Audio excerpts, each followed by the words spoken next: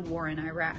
Everybody meet Gilgamesh. Gilgamesh was an ancient Sumerian king who ruled in what we now know is modern-day Iraq.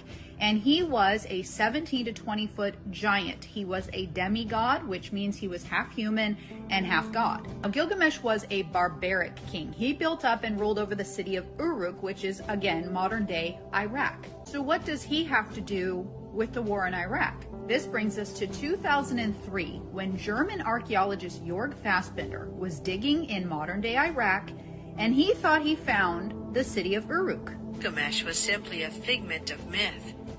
That was until Jörg Fassbinder and his team of archaeologists, using modern technology to look deep into the ground, discovered an entire ancient city beneath the desert, astonishingly laid out just as the city of Uruk, over which Gilgamesh had purportedly reigned, was described in the epic.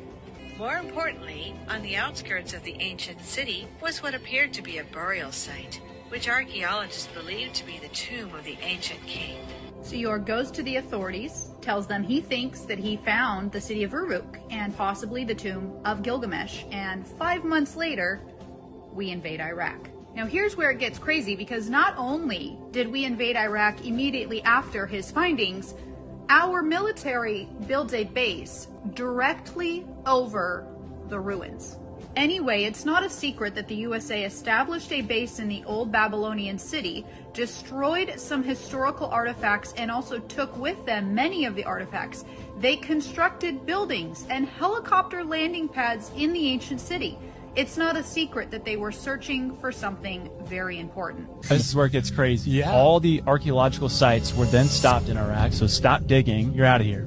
And the U.S. military set up an encampment around the tomb site. But the locals around this encampment reported that the U.S. military were digging at night, taking things out of the ground and putting them onto trucks and driving them off. There were none.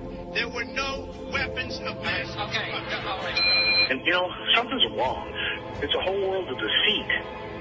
We're going into Iraq to get artifacts, not to get anything but artifacts. That was the most important thing, they said.